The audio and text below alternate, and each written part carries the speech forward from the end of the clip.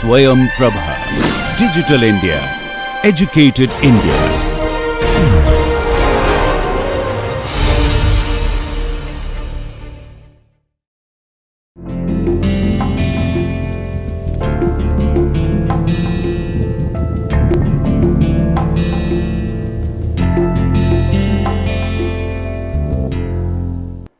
So, hi everyone.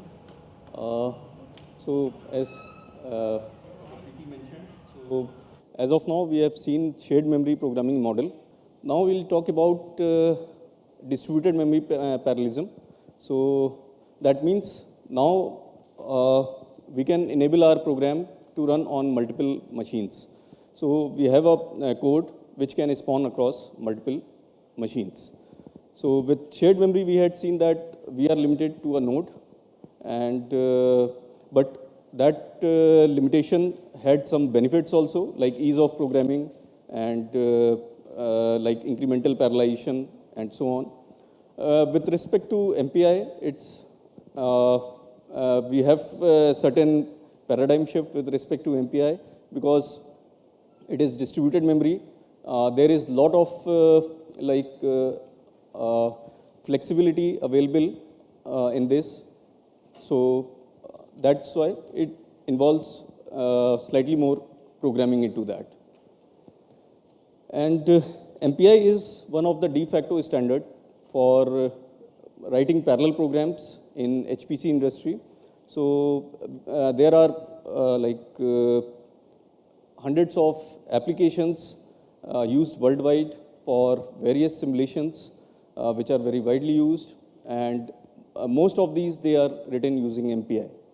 And as a matter of fact, the top supercomputers, they are also ranked using programs which are benchmark programs, and they make use of MPI to run on it. So this is how they are ranked. Okay. So the contents are, we'll just browse through some general concepts. Then we'll see message passing model. So general distributed memory kind of programming model. And then we'll see what is MPI, point-to-point communication, and data types. Okay. So this is serial versus parallel flow, where in left side we have a serial program, and so we can take example from our yesterday's programming lab session, wherein we added billion elements, right? So if we do that, so in the serial program, how it happens, we'll declare our variables and so on, then we'll generate our inputs, then we'll do the computation and we'll produce results. In parallel, there are certain extra steps which are required. As of now, we are now quite suited to understand what are these extra steps, what we need to do. In shared memory programming, we had seen the communication was implicit.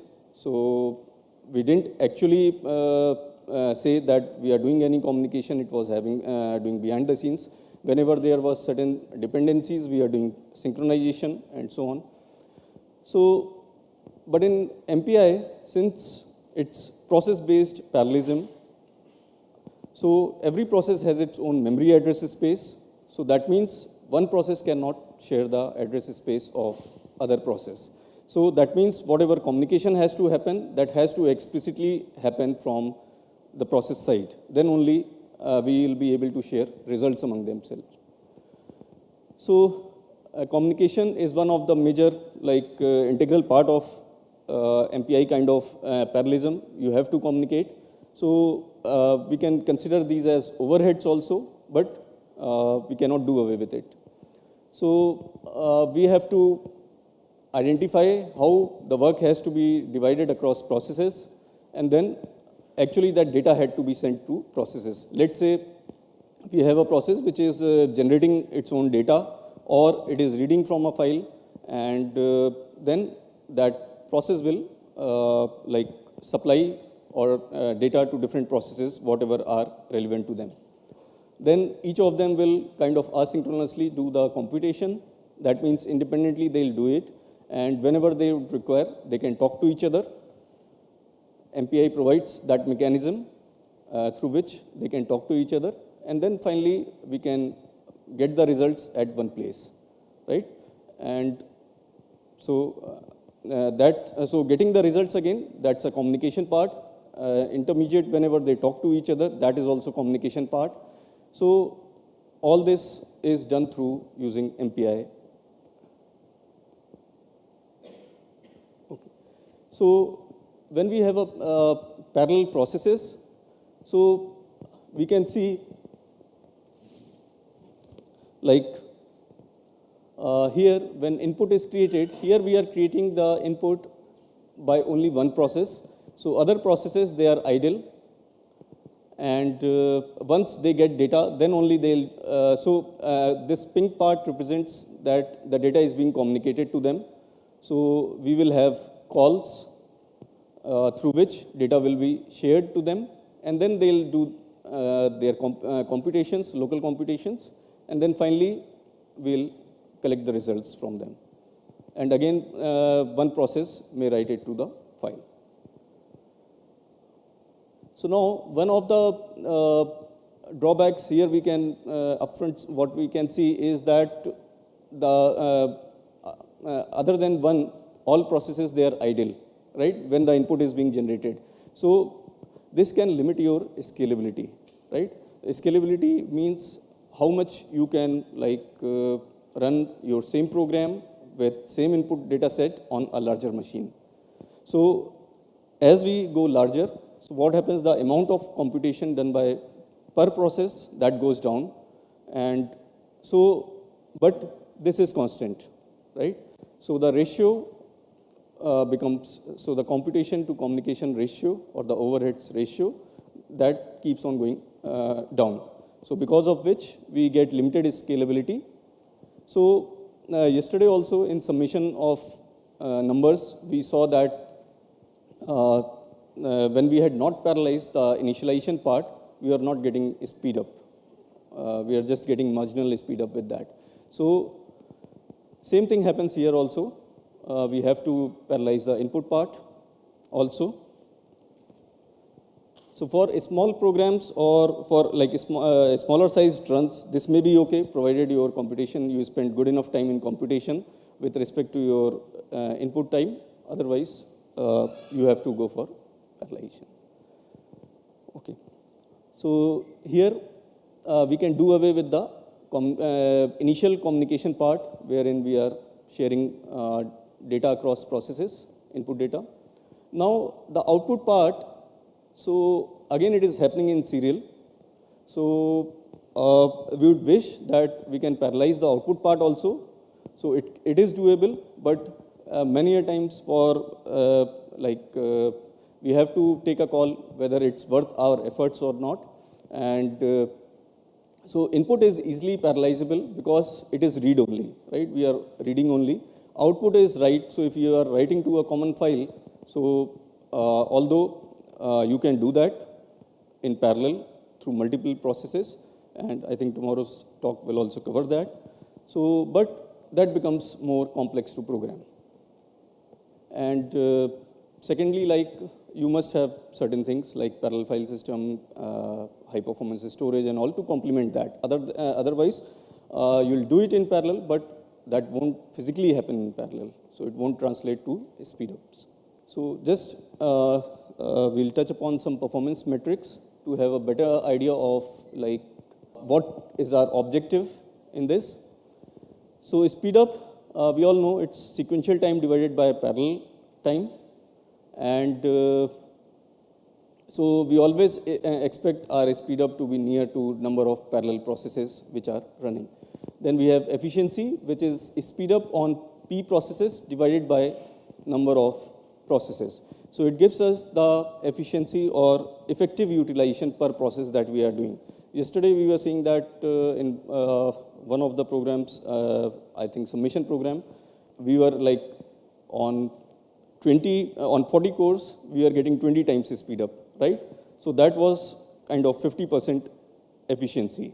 Though the speed up was 20 here, but the efficiency was 20 divided by 40 number of processes. So it was 0.5. So always while running our programs or while writing our programs, we have to understand how long it will be efficient, on what size of the machine it would be efficient. So because we have limited resources which are shared across users, so we must be aware of such thing. Then there is Amdahl's law, which is good for if we are attempting parallelization of a serial code. So it gives us an estimate of what speed up can we expect from the parallelization of the serial code. So if we consider certain parts of the code, like initialization of the input, writing to output files, which we don't intend to parallelize right away, so we can consider them as the serial part, and we can take that fraction of execution time spent in, with respect to the total execution time spent in a serial program.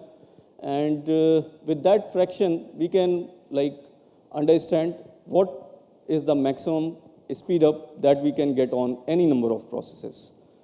So this is the fraction of the sequential portion. So denominator is the time taken by the parallel program, and time taken by the serial program we consider as 1 unit. So a fraction f of that will anyways be spent because it's serial. Remaining 1 minus f can be parallelized, right? So if it is ideally parallelized, so we get this much timing for that part, and so overall we get this much speed up. So if we consider that we have a sequential fraction 0.1 and we have 10 processes, so the maximum speed up is 5. And even if we have very high number of processes, then also we cannot go beyond 10 times speed up, right? So this sets our initial estimation of what speed up we can expect.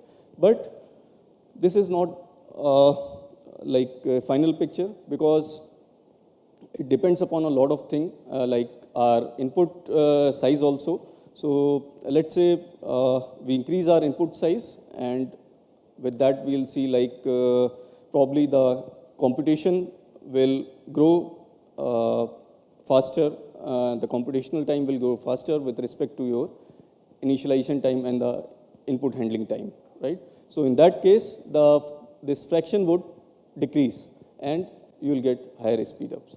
So generally in let's say if we take example of matrix multiplication, where we do multiply two matrices.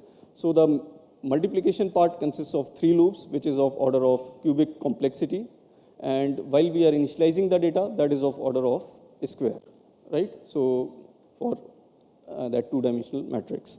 So the ratio of computation to communication or input size or initialization part, we can, so in that program would be n, so which will keep on increasing as we have higher matrix dimension, right?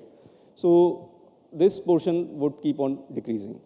So we have to practically choose the input when we are attempting parallelization, what we are expecting. If we choose a small input, so obviously we may not get the correct estimate. Then there are communication overheads. So why are we talking about communication overheads? Because here now the physically message from one process memory has to be transferred to other processes memory, right, for sharing of data. So when it has to go physically, so it has to get transferred over the wire, it has to get transferred within a box, or it may have to get transferred over a external network, right? Multiple nodes, they are connected through external network, so it has to go through that. So now with respect to MPI, we always consider node-to-node latencies, like a message being sent from one node to another. What is the latency? So latency is in terms of microsecond, and the bandwidth for transfer is 100 gigabits per second, so which is for the high-end interconnection networks like InfiniBand. So we have to understand here that the amount of computation per time step, generally we have iterative process inside our parallel program, and so the amount of time is spent before they do any communication, So that should be substantially higher with respect to these times. And so because if they start becoming comparable, you will hit a wall for speed up. Characteristics of message passing model. So it's asynchronous parallelism. We all that the processes, they are quite independent. There is no race condition. They can do it independently. Then they have their own memory address spaces.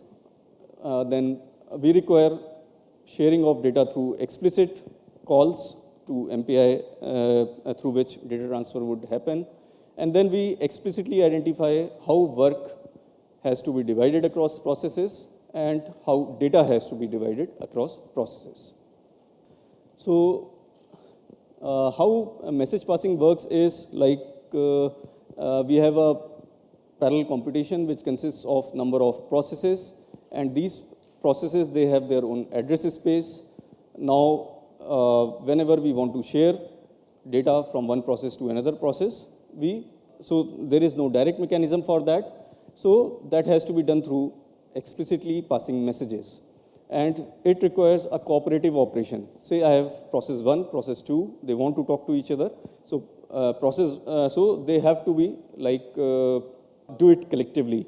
That means if process 1 is ready to send something and process 2 is not ready to receive it, so process 1 will be waiting for it and the transaction won't complete. So it won't happen. So that means it's a collective operation. And then, so we can run our MPI programs on any machine. So even on a single processor also we can run it, single core we can run it. So of course we'll not get performance. They'll time share the CPU, but we can check the correctness of our program. So you all have laptops, like if you want to use MPI, so you can just download some MPI version. Maybe if possible, I'll show you. And you can have MPI installed on your system and you can write programs. You may not see much benefit, but you can see the correctness of your implementation. Usefulness of this model. So it's an extremely general model. So as I said, like most of the real world HPC applications, they are implemented using this model. It's because of its generality. Almost any type of computations, they can be implemented using MPI. Then it's quite versatile. You can, you have a program, you can run it on any kind of infrastructure, like any kind of interconnect, any kind of machines, because most of these, they are already having support for MPI. And MPI allows more control over data location and flow with respect to our shared memory models, wherein we could encounter race condition and so on. So here we have a much higher control of our data. And of course, we can expect performance. We are not talking of exascale and so on. So of course, that is because of the performance that we can expect from such programming models. So what is MPI? So it stands for Message Passing Interface. And again, like OpenMP, it's kind of a specification, guidelines, which any implementation would follow so that it is portable. Once I have written a program, I can choose any implementation and it should run like consistently on other platforms also. So it's now we can see, we can consider them as different nodes, like we are doing hands-on on compute nodes, CN01, CN02, and so on. We can consider them as different nodes, CN01, CN02, and so on. Now, our single MPI-enabled program, that would be able to run on multiple nodes of our system. So, and every hardware, major hardware vendor, they have their own implementations. Like we know there are like HPC OEMs who provide HPC servers like IBM, Intel, HP, Dell, so on. So all of them have their own MPI implementations, so that which are optimized for their platforms. But you can work on their system with other platforms, other implementations also. And of course, MPI can be run on anywhere, like we can have multiple laptops if they are connected through some network, so we can even like run programs on them. So even here now you are on a common network. If you install like MPI on 2 different laptops, irrespective of like what OS, they should be like, OS should be common. Like if you are running Linux here, you should run Linux. But it's not necessary that if you are running Ubuntu here, so it should be Ubuntu only. It can be different flavor for that. And you can have MPI program running on both of them. So is MPI large or small? If we go by the number of functions, it's quite large. Because as you know, since it's able to scale application, that means a lot of stuff go behind the scenes to optimize the application at the whatever extent possible. So it has lots of features, and with every release we see lots of new enhancements coming into it. Then MPI is small also, in a sense that there are 6 basic MPI functions or calls, which if we understand, so we can easily parallelize our application with that. When I say easily, that is because that putting it or using it inside the for parallelizing the program would not be that difficult. Of course, we will have to apply the logic, how we have to apply parallelism. That means how we have to think of decomposing our work data. But from the calls perspective, they are quite simple to use. And then, so we can start with these, and then later on, as we fine-tune our application, we can go for more complex calls to have a better performance of it. Okay. So how this model works is like, let's say we have different machines. They are on a communication network, and common program that is supposed to run on multiple machines. So once we have compiled the program and we launch it from one place, so we have its instance running on different distributed machines. And now the MPI calls, they would create the environment through which these multiple processes, they can talk to each other, they can send data, receive data, and so on. And each process will have a unique identifier associated with it. It's called rank of it. Earlier, yesterday also we see in OpenMP that threads have ranks. But since many a times in OpenMP we were using loop level parallelism, wherein we were not quite required to use the ranks and all. But here in MPI, it's predominantly based on ranks only. So always you will see that without ranks, you will not be able to proceed. So it's always that you have to make use of, identify the unique number associated with all the process. Here also we have ranks starting from 0 till n-1. To communicate together multiple processes, so they require ranks. All distribution decisions, they are based on ranks. Then we have point-to-point communication. That means one-to-one communication, wherein you have several processes from a given program or job, and process rank 0 wants to talk to rank 4. So this will be called a point-to-point communication. So there is a source process, there is a destination process, and there is a term called communicator. So communicator, as the name suggests, that they enable communication between these processes, right? So we'll see slightly more about it. So now we have collective communication. So in collective communication, it's like one to many, many to many, many to one. It can be either way. So that means multiple processes, and not only multiple processes, rather all processes would be involved in it.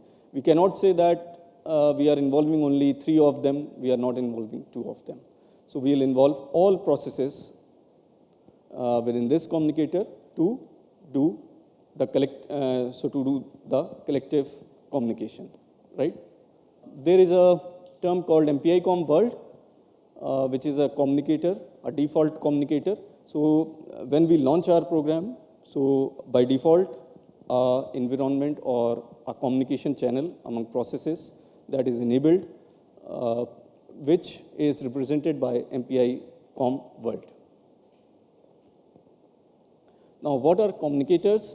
So communicators, they are handles to our groups of processes. So let's say I have this default, I have these 5 processes in my parallel job, and these 5 processes, so by default they'll be under the umbrella of MPI world. And now I said that I can do point-to-point communication, I can do collective communication.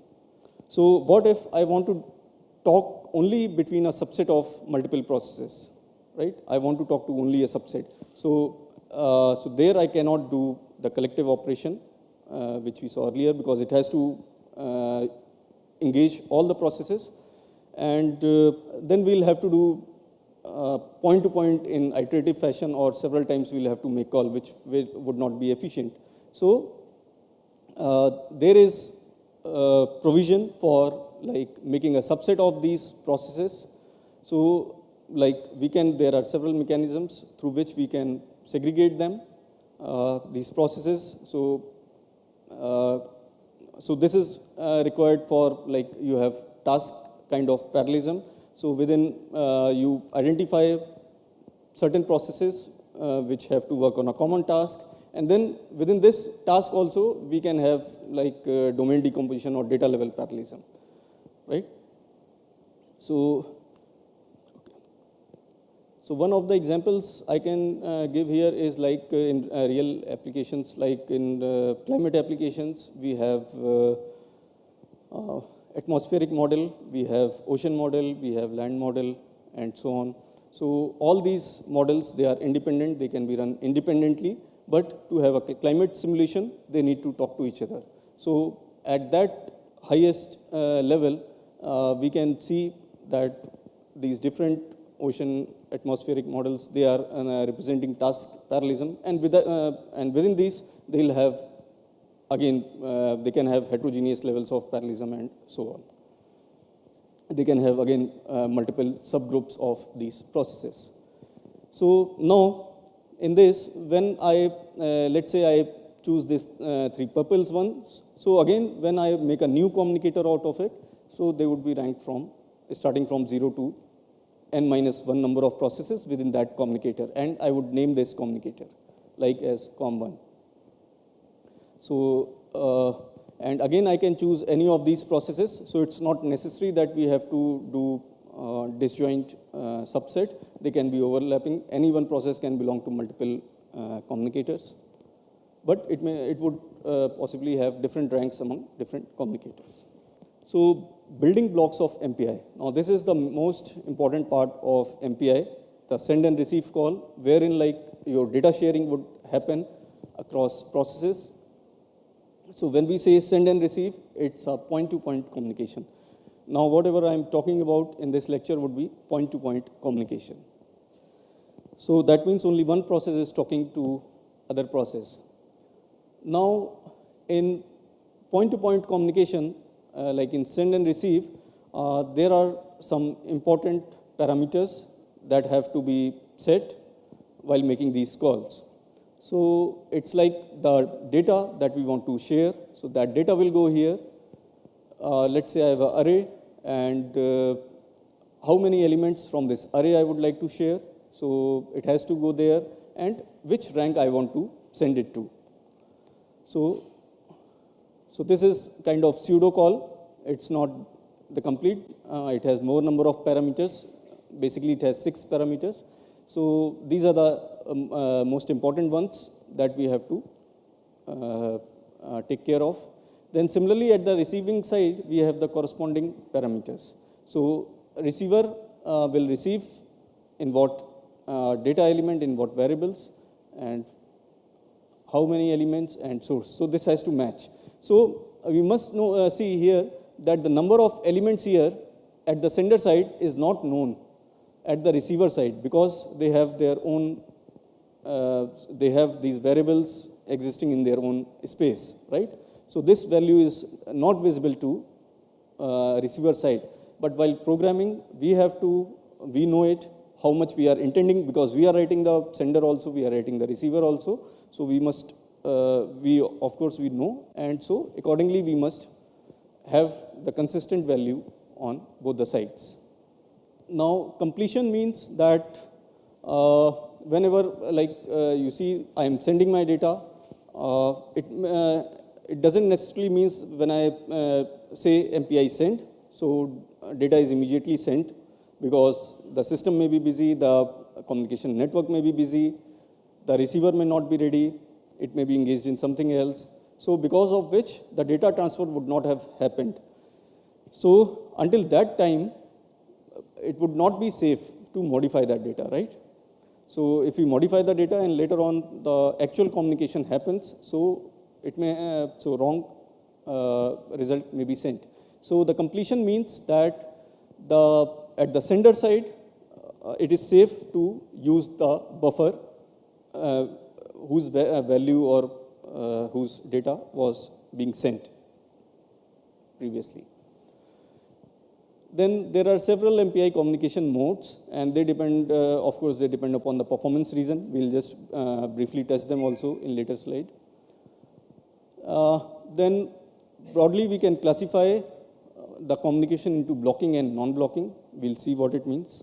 So a blocking operation, it's like, say this sender wants to send certain information over the network, and it is sending it, and after it has posted it, the sender is waiting there, right, for the message to be received. And once he sees that the message is actually received here, so once it is received here, then he would be free. So then he can make changes to that notepad, right? So blocking, we can see from here, unless and until the message is sent, we are not free to do changes to that buffer, right? So when I say message being sent, doesn't necessarily means that it is getting received. So there are several variants to that, we'll discuss that, but we have to be ensured that it is safe to modify the buffer now. That is what is meant by blocking operation.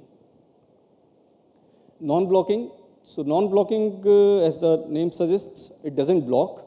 As soon as I have invoked this call, I can go past it, I can do any work, and so it's our responsibility that we unintentionally doesn't modify the data which was being sent, unless and until we are sure that it was actually transferred. So here it is, it has posted it, it doesn't wait for it to get received, it will get busy with some work, and then later on, it's our responsibility that whenever now he wants to make changes to that, he should verify that whether it was received or not. So we see that here also, there are overheads of verifying whether it was received or not. So, but if that time lag is big, we know that. So then we can go for non-blocking because we can do some other stuff, and later on we can check and proceed with modifying that data. So point to point, so for this communication to happen, we require certain information which has to be passed. Then only this communication would happen. So we must know which process is sending the message. So whenever we say sender and receiver, so we need to identify the sender and receiver also, right? So let's say I'm running with my job with 4 processes. I want to talk to, so 0 wants to send something to rank 3. So in that case, I must know that I am 0 And so I'll say if my rank is 0, send to rank 3. And rank 3 also must have corresponding receive. It will say that if I am 3, receive it from 0. So it has to be kind of handshake between the two. So we must know which process is sending, where the data is on the sending process. So we pass the address of the buffer, or we pass it by reference in Fortran. And then what kind of data, what data type we are sending, and how many elements of that data type we are sending. So this is important because through this it calculates how many bytes it has to transfer. So we are mentioning the data type and how many elements of. So with this, it will calculate how many bytes of data is to be transferred. Then what is the receiver rank, and in what variable at the receiver side it has to be copied to. And again, so receiver also has number of elements and data type. So how much data it is able to receive. So, so ideally it should be same at both the side. So this is the general flow of an MPI program. So header file, we initialize MPI environment, we do the work, we make MPI calls for communication, and we terminate the MPI environment. So when we terminate the MPI environment, our parallel processes would still exist. So that doesn't mean that I have terminated my processes. I have just terminated my MPI environment. So these processes can still exist, they can still do work, but they won't be able to talk to each other, right? So they can't do any communication.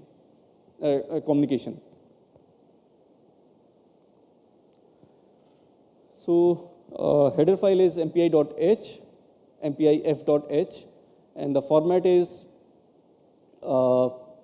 in C it is case sensitive. So MPI in capital underscore, the first letter of this word would be capital, and then the remaining name, and then the parameter list, and it returns a error code in integer data type.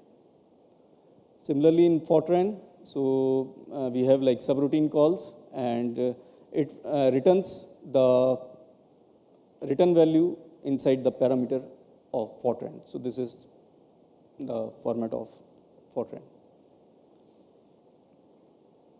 Okay, so we had said that MPI is easy or small to start with.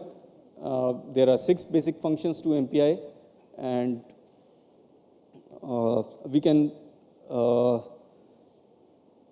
expect quite a good parallel program using these 6 functions only. So MPI init, this does the initialization of MPI environment. So initialization involves a lot of things like setting up of communication buffers and mechanism. So it will create your communicator. So now processes can talk to each other. They'll have ranks assigned to them. So, but they have ranks assigned to them, but we have to get the rank value through this call. Otherwise, my process would not know what rank it has. That rank has been assigned to it, but we must get that value in some variable inside the process, for which we will call this function, MPI rank. Then MPI finalize is there, so it terminates the MPI environment, after which we cannot do any MPI calls. Total number of processes, then send and receive. So initializing MPI, so in C, we pass the command line arguments to this, and we can also pass null to it, it's not mandatory, and it's MPI underscore init, I is capital here. Then we can find out how many processes are there, because once we have compiled, we can run it with a varying number of processes.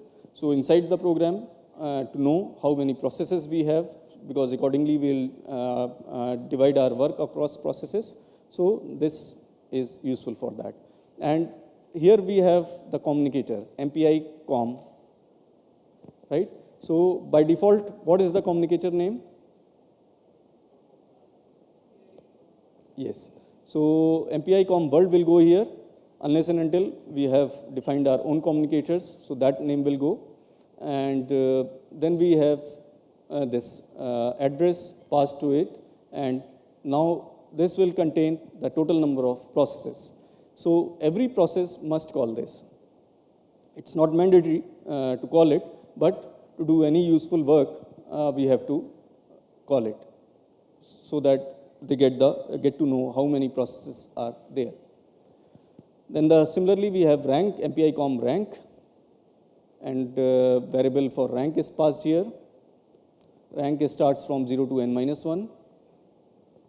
Then finalize is there, and it will terminate, clean up the MPI environment. Now, this is a small hello program for MPI.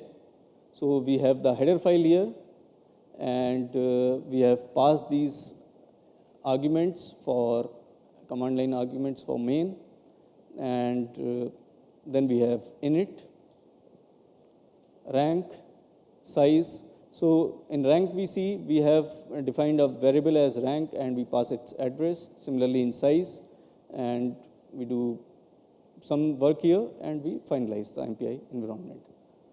So this is the 4 calls which we have to work with most of the time when we use. So init and finalize are must. Without init, your program would have like compilation error itself. Now, how do we compile it? So this command will be slightly different.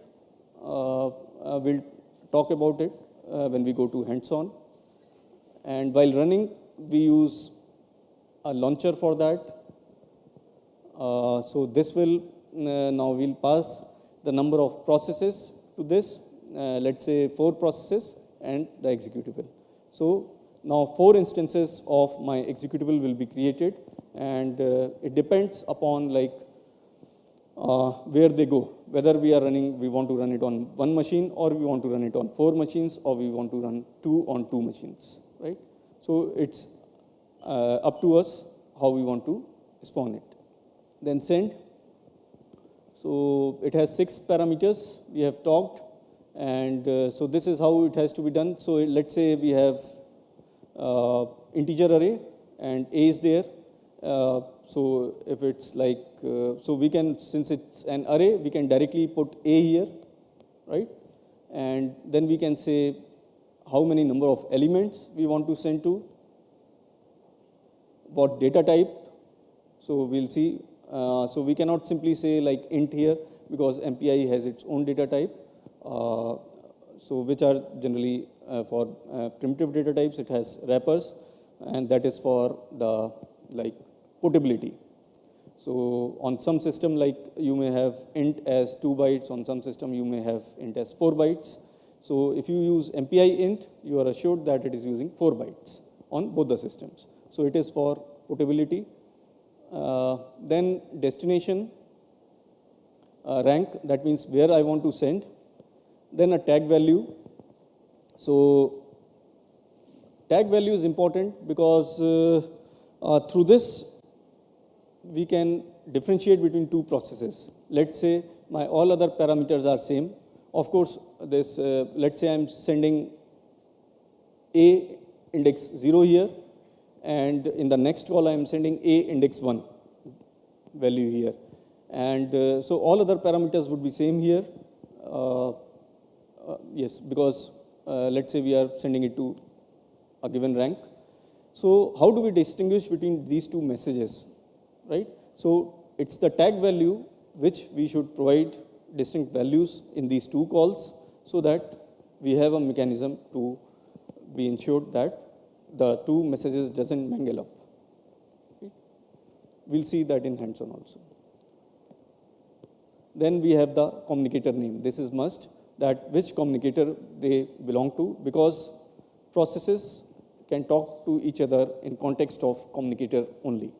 So, so there is always a global communicator MPI com world default, which is there, in which through which we can talk from any process to any process. But if we have defined our own communicators, we want to talk only within them, so we'll use that communicator. And so again, their ranks will be relative to that communicator. Then similarly, at the receive side, we must have a buffer wherein we want to receive the count, data type. Now we have source here from where we'll get the value. And matching tag, so the sender and the receiver tag values, they should match. Otherwise, the transaction won't complete and your program will be hung up. Then communicator. Then there is additional parameter with respect to send. This status. It's a structure data type. In C, it has its relevance. We'll touch that. Okay. So wildcards. So now when we talk about send and receive, we say that I'm sending this to this rank, I'm receiving it from this rank, and so on. So let's say I am a process, I want to get data from several other processes, right? Let's say several other processes, they have done their partial summation, and I am supposed to get all these partial values from other processes. So I am supposed to receive from them. So one way is that I put a loop. I'll put a for loop inside which I'll say MPI receive, and then I'll through the loop index I'll say the ranks of the threads. That if loop index is I is equal to 1, let me receive it from rank 1. Or so we can put that logic. So, but this will kind of hard code a sequence. We are going it in a sequence. But it may happen that some other rank is ready to send its data prior to rank 1 or so. So we can make use of wildcards to have that, to avoid this sequential pattern in that.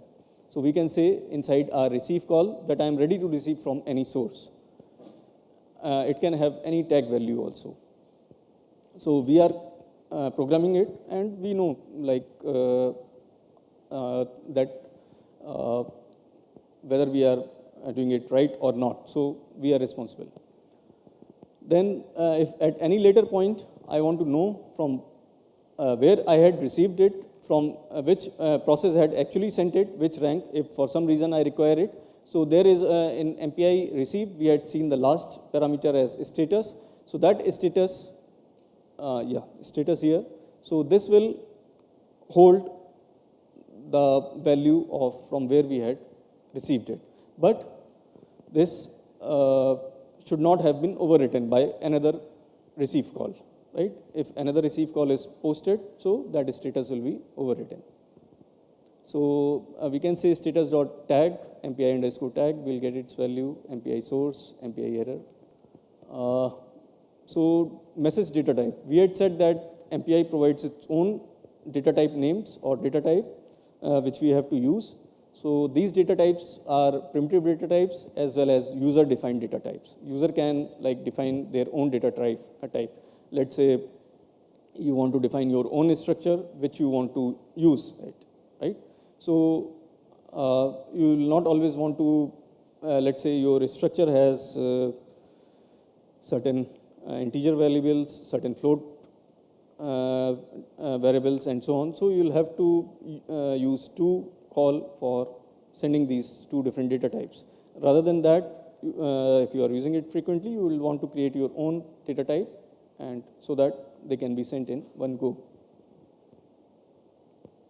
So these are the basic data types like MPI char, MPI short, MPI int, and so on. So they are all in capital for C. In fortran case can be anything. So this is the send call. I think we have already covered. So this is an example of it. Let's say I have a data array and I want to send its data. I want to send 500 elements from this. So when I say data, so starting from its 0th element, base address, my 500 elements would be sent. So 500 multiplied by float take 4 bytes. So 2000 bytes of data would be sent from 0th address. But let's say I want to send from certain offset. So that I can mention here. So let's say I want to start from the 10th element. So I'll say ampersand data 9 in the subscript, right? So address of the 10th element. So it will start from there, and again it will send 500 elements starting from there. And which rank? So rank 5 I want to send to. There is the tag value. So at the receiver side, same tag value should be posted, and the communicator. Similarly, at the receive side, so it is saying I am receiving from rank 3, same tag value, and extra parameter is status. Now there are several variants of send calls. So these are required for performance reasons. So the send we have seen is called a standard send, and then there is synchronous send. Synchronous means that okay. So let us first discuss more about the standard send. So a standard send, all these calls, they are blocking calls, and so that means it always ensures that data is safely copied or is safe to modify when the call completes. So immediately after the call, we can modify the data, and we are assured that there won't be any overwriting or unintended data sharing. So what happens in MPI send? By default, there is some communication buffers, intermediate buffers, which are provided by MPI environment. So when we say send, so that data would be copied to that buffer if the receiver is not ready to receive it. So what happens when that data is copied from process address space to a buffer? So the sender process is now free to modify that data, even though the receiver has yet not received it, right? So that data has been safely copied outside this. So we see that this is fast because of that, but again there are overheads also, because there is extra overhead because of copying it to a different buffer, right? But in synchronous send, what happens that it has to be only when so it has to be actually received, then only this call will complete. Otherwise, the sender process would be waiting there. So the receiver should actually receive it if we have such need. So it should be. Then buffered send. Buffered send is so we talked about intermediate communication buffer, but if that is quite small in size, if we want bigger data and to be buffered, because in our program we are not certain that the receiver would have posted or not the receive call because of irregular computations. We are not certain at what time. So we can have user-defined buffers in which we can place our send data in transition, and this call would complete then. Then a ready send. So ready send is when we know the receiver has posted this call before the send was invoked at this site. So it means that the receiver was already ready to actually receive it. Then for all of these, we can have MPI receive, because this is at the source side, sender side.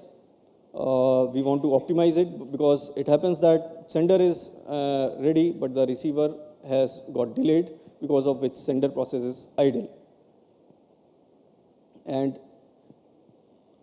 so they have a corresponding receive calls for that.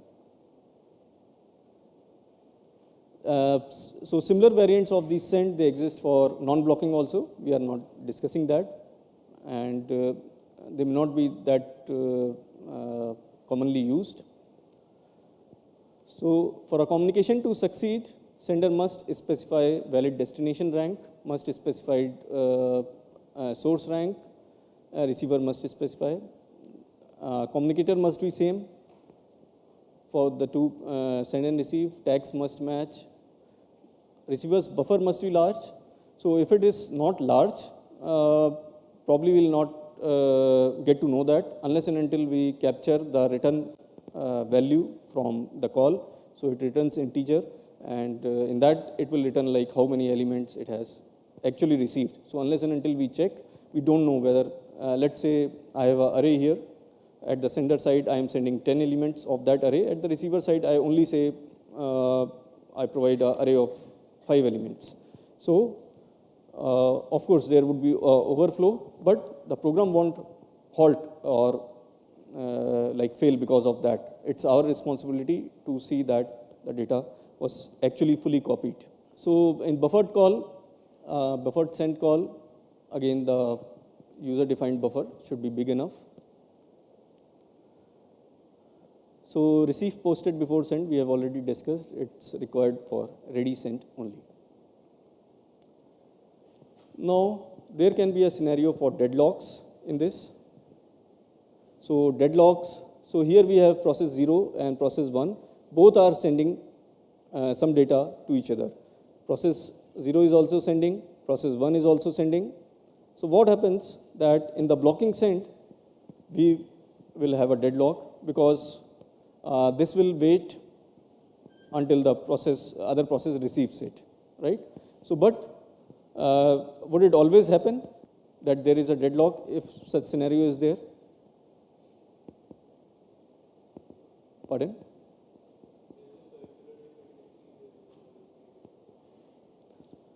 There will be always be. Okay.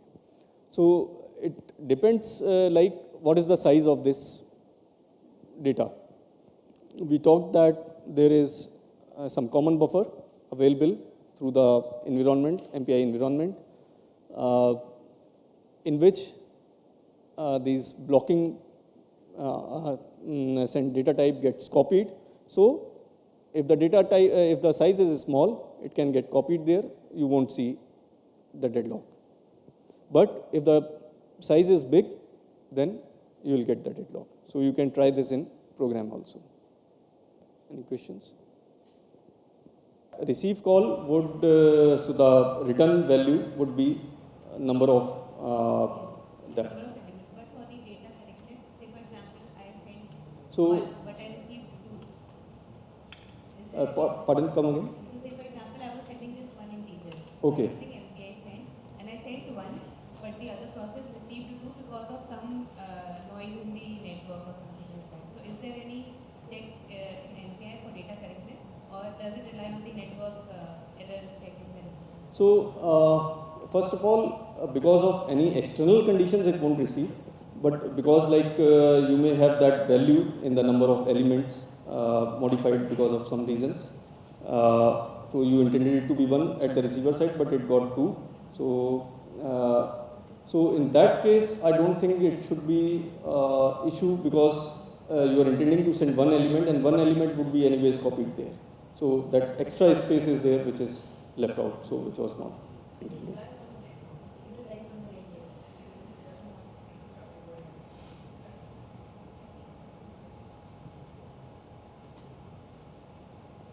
Yes.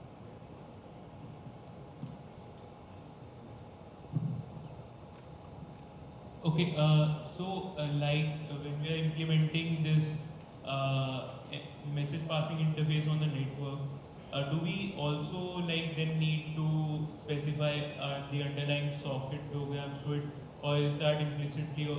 Yes, so that is implicitly. So MPI is higher level programming interface. So which would underlying it would rely on such things. So that would implicitly happen. So all inter-process communication things they'll happen under the hood. So we don't directly use that.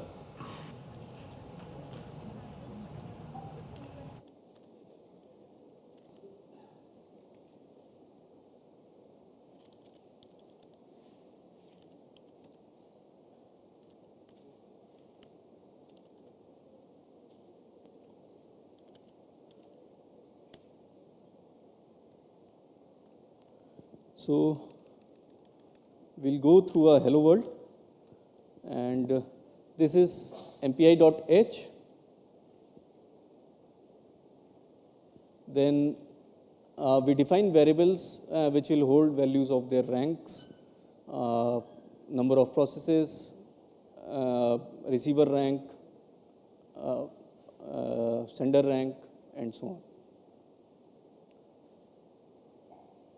Then we have MPI init, which initializes the MPI environment. We must pass these arguments. We can also pass null to them. Then we have MPI com rank, in which we pass this rank variable. We can have any name. Then MPI size, and we printf.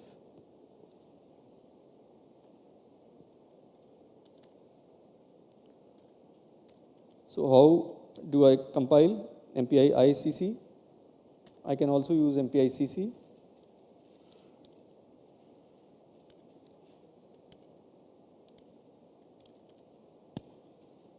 So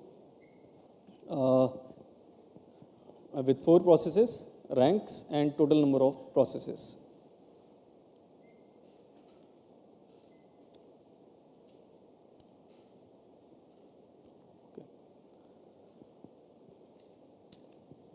So in principle, we can run with any number of processes, but it's worth to have number of processes equal to like mapping your physical resources. Then only like for compute bound application, we'll be able to see performance.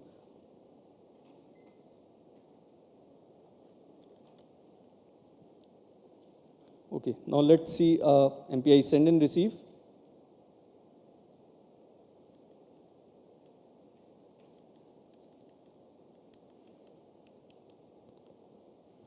So here we have rank not equal to 0. So that means other than rank 0, all processes would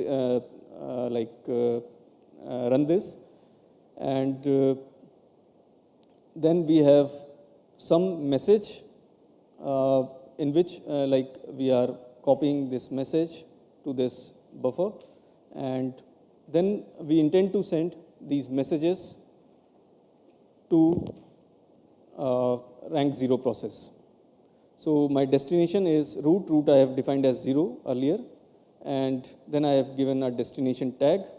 We have taken it as 0. Then I do the send call, and in send I pass this message because it's already a character array. So we don't need to put ampersand. Now the buffer size, so how many elements of this that was defined earlier, what type it is, character, MPI underscore char, where I want to send it, so it will go to this, it was initialized as 0 earlier, so it will go to 0 rank, and then what tag value and the com world. So this is the syntax for send. And so all this is inside rank 0, right? So no other processes will be running it. Similarly, at the receiver side, which is in else part, which will be executed.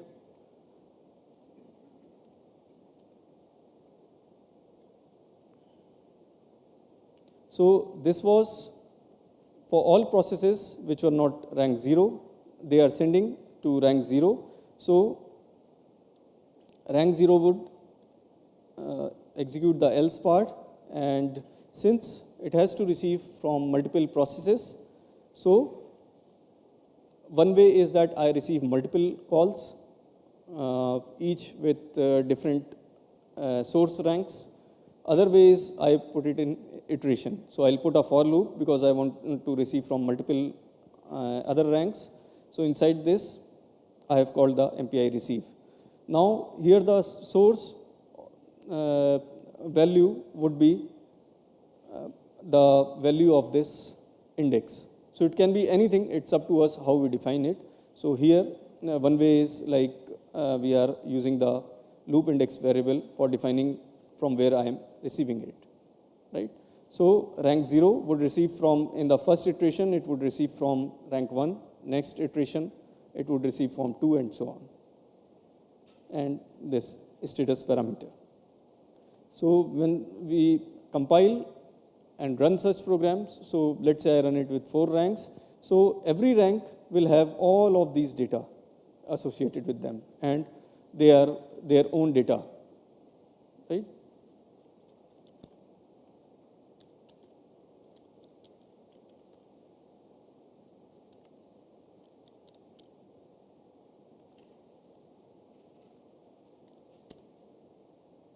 So rank 0 is printing it that the messages it received from other ranks, right? Hello world from rank 1, hello world from rank 2, and so on. So this is from the rank 0 side, which is printing it. Any questions on this? Because this is the most important part of MPI. If we are able to handle these 6 calls, we know what parameters are there and how they should be placed, how if conditions has to be used. So we are good to go for writing MPI parallelism in our application.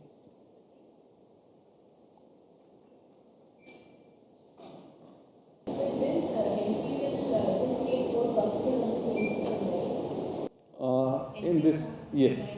So we are running it on the same, and but when I say like 4, it doesn't necessarily means it will run on this system only.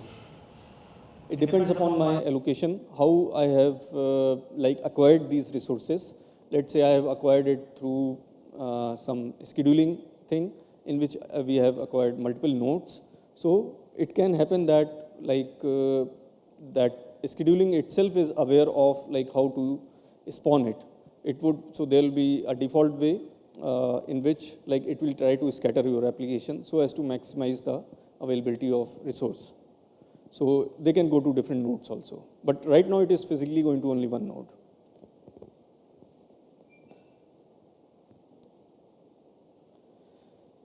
Then let us see the status. So where we said like what wildcards it has. So it can give the value of wildcards. So again, here I have rank 3. It is sending some data to rank 1. Now let's say at the rank 1 side, we don't want to say that it should receive from 3. We want to say that it should receive from any rank. Let's say other ranks are searching something, and if they find something, then only they'll post it to rank 1. And so rank 1 doesn't knows from which it is going to receive, but it knows that it will receive from one of them because their other ranks are doing it. So in that scenario also, MPI any source would make sense. So for performance reason also, and for such unknown where we don't know from which rank we are going to receive. But now we want to know from which rank. So we can find out the value of this through this. So MPI receive has this status variable here, status object here. So status is a structure and it has these members, MPI source, MPI tag. So we can retrieve the value of these members.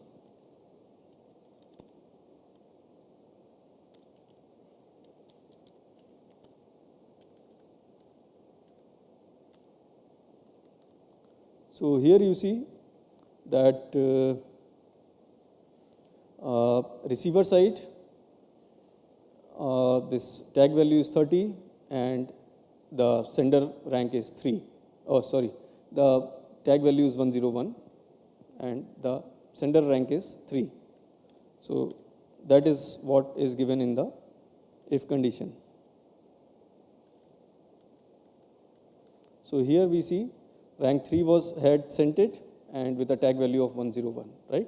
So we didn't put any numbers here and it was able to receive. So while hands-on, you can like change these values. You can change the tag value. You can see change the rank value, and you can check that it is able to receive anonymously from the other from the sender. Then we have tag. And so why tag is required? Suppose I have a sender and I have one receiver, and from this sender I want to send two messages to the receiver side. So it may happen that due to some reason my second message arrives first, so it should not, so it would violate my intention, right? So I can have different tag values, and through which like I'll ensure that only when the matching tag is posted, I'll receive it. So here if you see, one process, rank 0, is sending two data elements to rank 1. So it is sending through two different calls. So in this call, age is sent, one element of type int to rank 1, tag value this, and MPI convert. And similarly, weight is being sent with different tag value. Now at the receiver side, intentionally I have swapped these tag values, and it is 201 first and 101 first, but I have kept the order of receive buffer as same, right? At the receiver side, these receive buffer names can be different, but like for understanding, generally we keep the name same. So, and now we will print what receiver has received.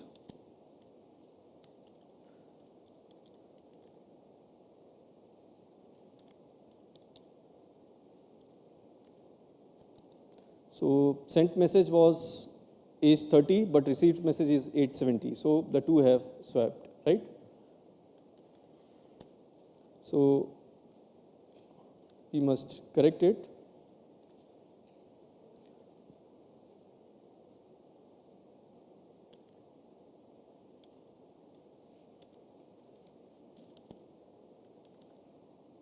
So will I get right result now? Because, okay, it's 201, okay.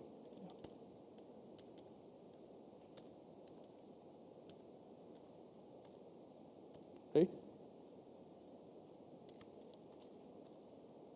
Okay. So then we have certain assignments, and you can go through them. So it's in the same directory. And then a third assignment is like parallelization of matrix multiplication. So yesterday we had seen matrix serial program, we had seen OpenMP. Now you can attempt to parallelize this matrix multiplication after you have gone through other programs, right? So at the end I'll just discuss how to, what is the approach to do that, a simple naive approach for doing the parallelization, but I'll not give the code of that, you have to do it. Then there are compilation commands given at the end, like how you can compile and how you can run. Then we have another programs. So I'll go through one of the programs, like buffered send call.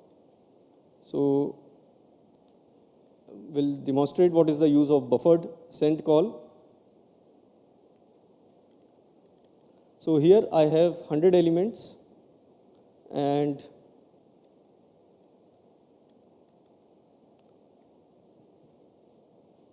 I am sending this 100 elements to rank 1.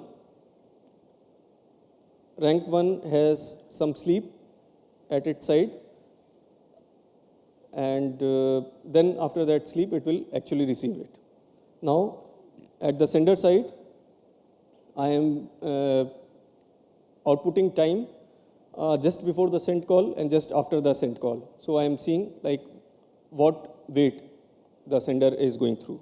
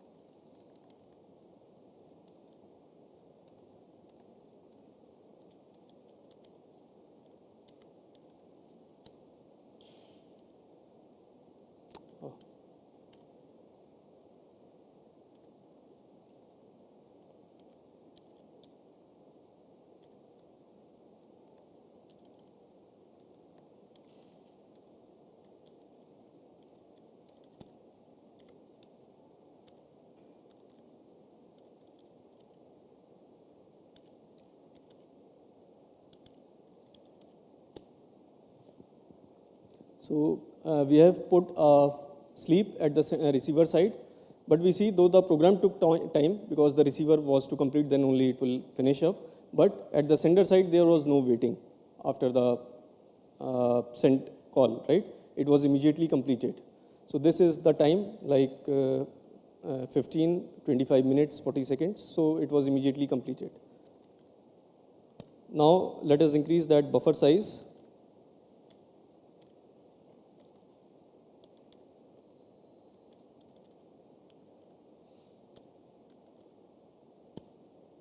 So again, we see that it has immediately completed, the sender. That means the sender was free to modify the data immediately after posting the sent call in this case. I'll increase the buffer further. So now we see the wait is happening. And that is for 5 seconds, right? So now the system provided buffer, which MPI environment is providing, that is not big enough to hold that element. So because of this blocking sent call, it has to wait. And if we know that this is a regular pattern in our program, we have to send big data, and the receiver is may not be ready most of the times. So we can have our own user-defined buffer for that. And with that, we'll have to use buffered send call.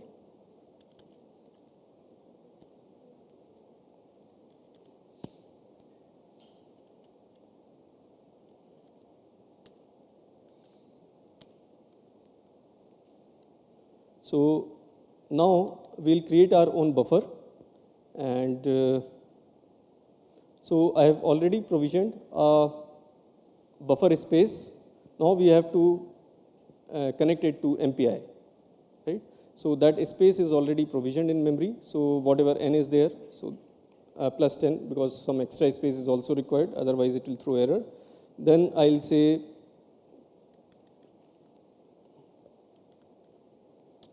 MPI buffer attach, and what is the variable name that was having that space, and what is the size of it, that buffer. So it was of type integer, and so 4 bytes into the number of elements that buffer is holding. So that I'll attach here. And so if I do that, still my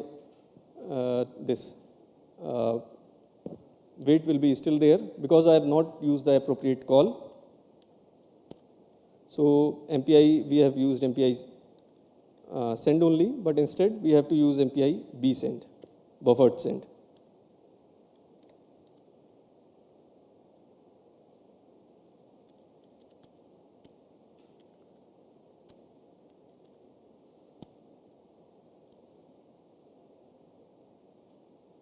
So it says insufficient space in buffered send.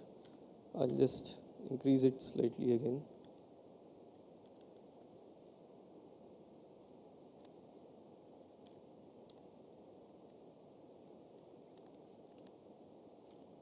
So 100 element space extra. And now we see that there is no wait, right? The user defined buffer is being used. Similarly, there are other variants of blocking send calls also. They have their own relevance. So you can copy these. So at some point later, I'll go through the calculation of value of pi. So not right now. You try these programs yourself right now. You also go through the assignments, and later I'll touch these programs. Yes. So to copy, again it is in temp, AWS, MPI to your home directory. Not your home directory, your home your folder. You can open that file and you will come to know like what assignments you have to. Where is this director located? On Shrestha, on the login node only of Shrestha. Is not in the home page. It is in the home. So Slash 10. slash 10. Slash 10. Slash AWS MPI as also.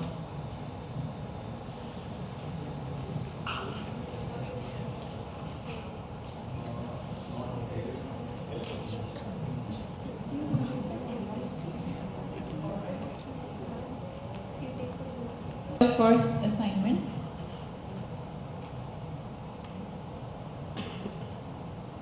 So is the assignment clear? Add ranks of all odd ranked processors.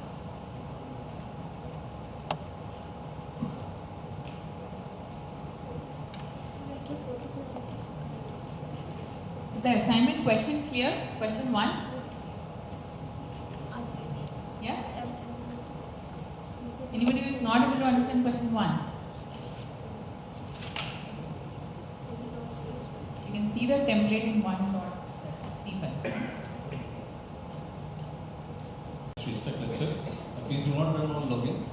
And you can SSH as yesterday, you can SSH to CN0108. There are 8 nodes available now. And on Shabak also it's there. And in the same path. On Shabak you will have to directly run. It's a single node machine. You have to directly run on that login.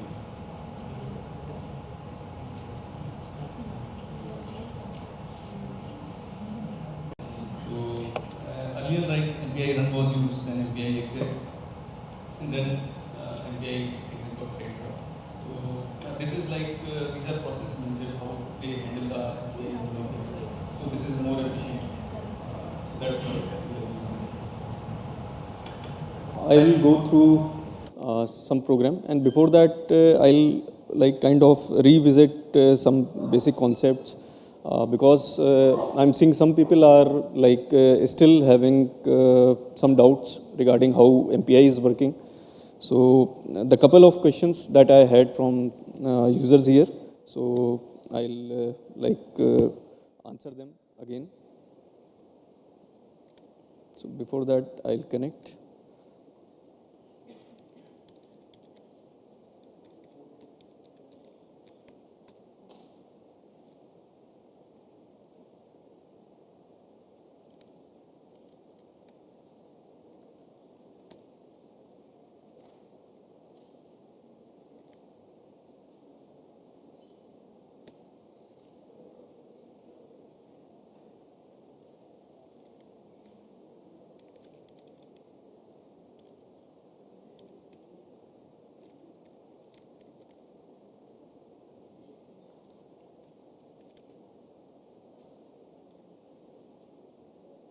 Okay, so let me just revisit this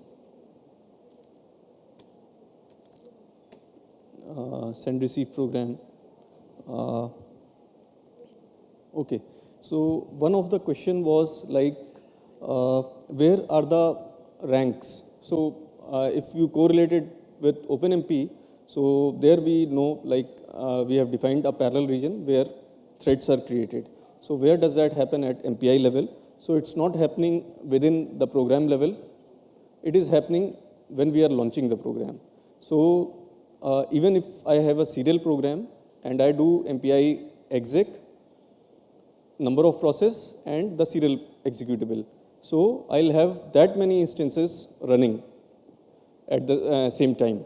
So I'll have that number of serial instances running simultaneously, but they won't be able to communicate to each other. So there will not be any like parallelism. There would not be any data or work distribution among themselves.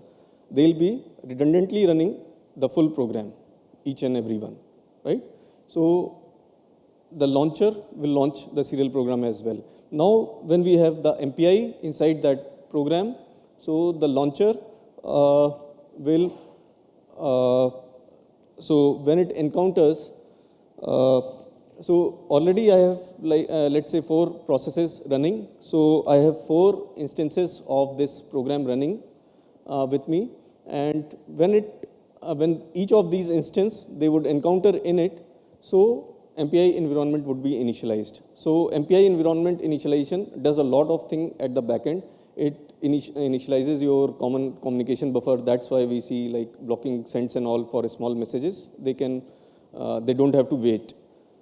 So, and then secondly, your ranks and all would be assigned to different processes, different instances. So rank is assigned to processes, but we don't have their rank known within our program. So we have to retrieve it in certain variable, right? So that's why we call MPI comp rank function to get that value in some variable so that we can use it.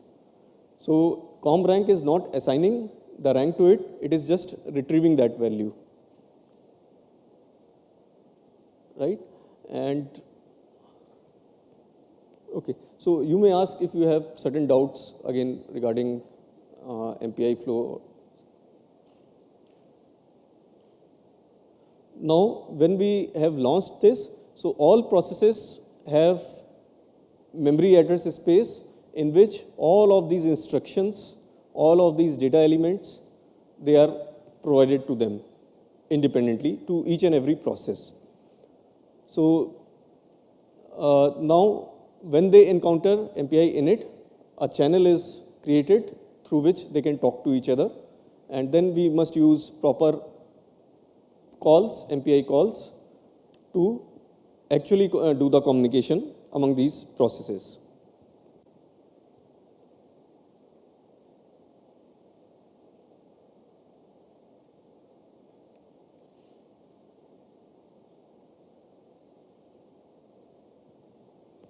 Now, in this given program, so when ranks other than 0, they will execute this.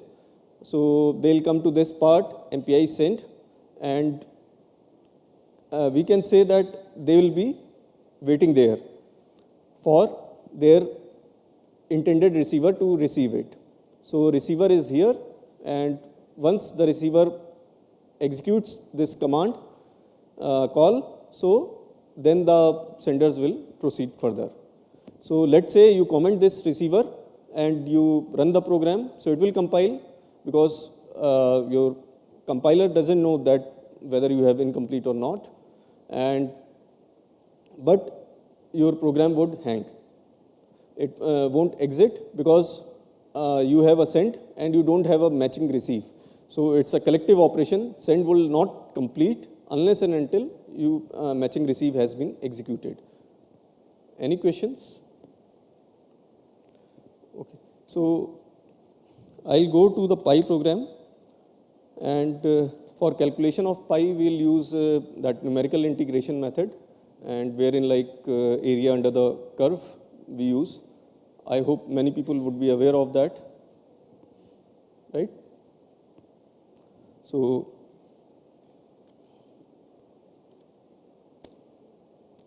this is the program for calculation of pi, and here is the function.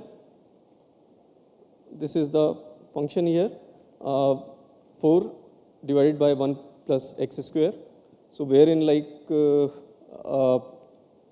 this is the function under whose under which the area we have to calculate, and this will give us the value of pi. So when we have to calculate that area, we discretize that area into several kind of rectangles or trapezoids, and then we find area of these respective sections, and then we'll add it.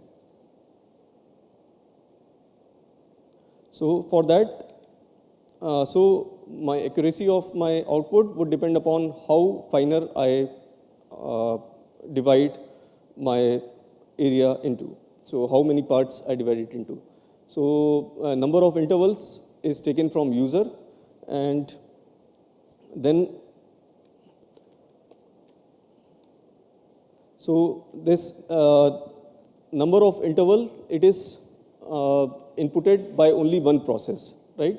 So we are not reading it from a file, or we are not, the program doesn't know it beforehand because the user has to give it input. So one way is that I write it in such a way that on the command line itself, I pass the input, and inside I use those command line argument parameters, ARGC, ARGV, to retrieve that value so that all the processes would know it. Or the other way is that I do like a scanf kind of function, wherein I take that value by one process only. So it would be inside if, one process will take it, and then it will send it to all others, so that others also should know.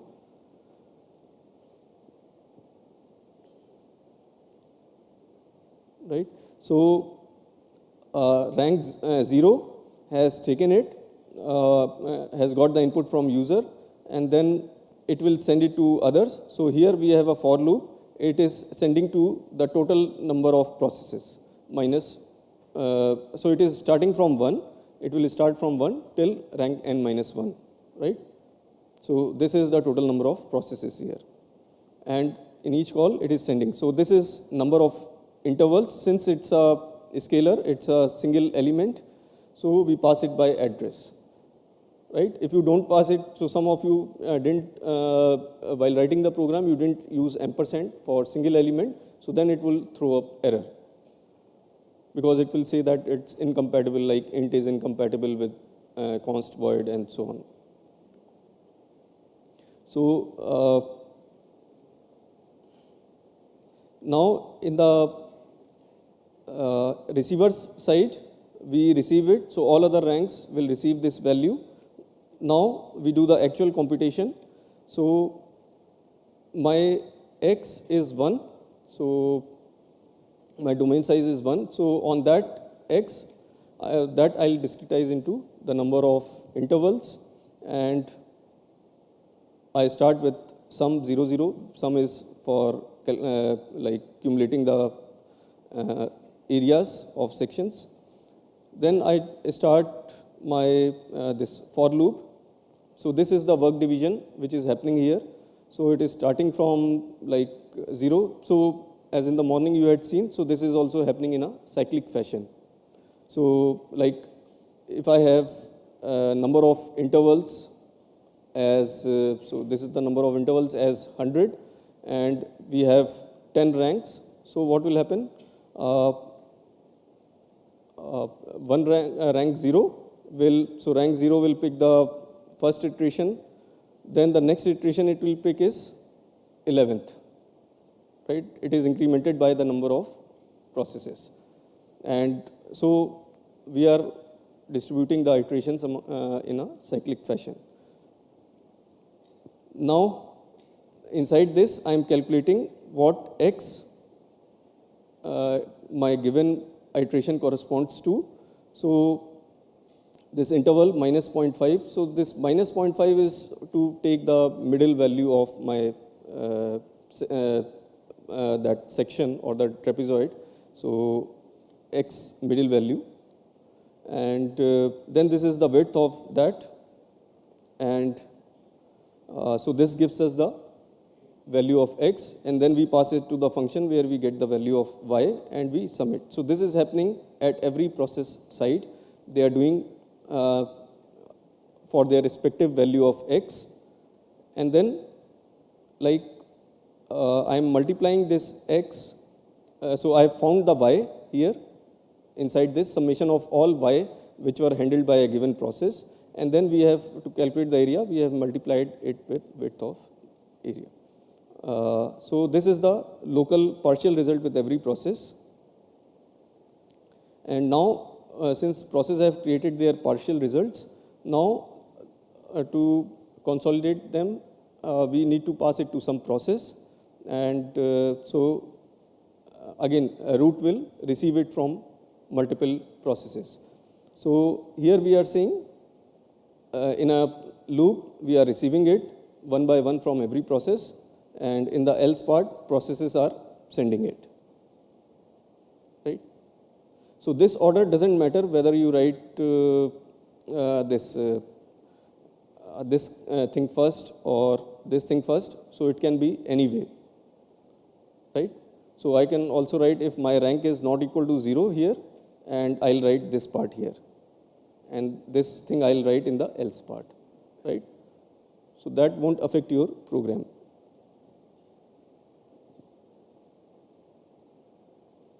Any questions?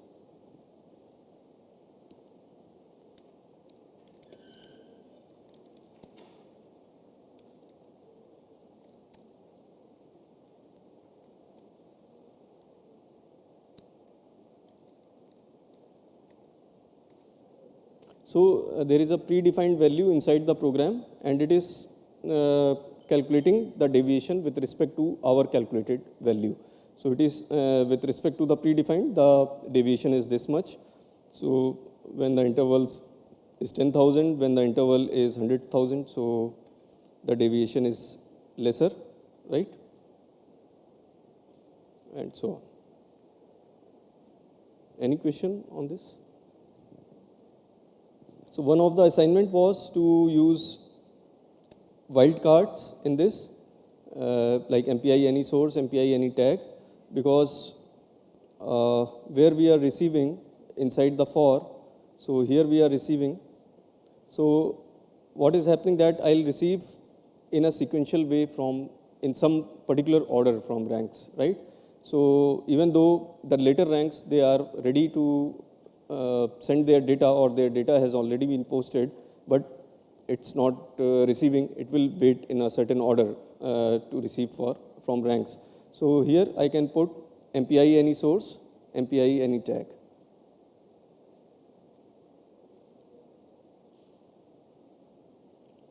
And many people were asking about like comparison of OpenMP and MPI. So tomorrow also we'll see post lunch some like comparison. One of the way, like if you have application, you have to select. So it would depend upon like on your expectations. If you see that in some point in future you would like your application to scale on number of nodes and all, so then MPI is the way out. But if you see that you want it for like that application for near future only, or it doesn't have that much of data or execution time, and it has limited parallelism, so you can go for OpenMP parallelization. And both the programming models, they are quite generic, and they support like with them you can express any most of the parallelism types you can express with any of these two models.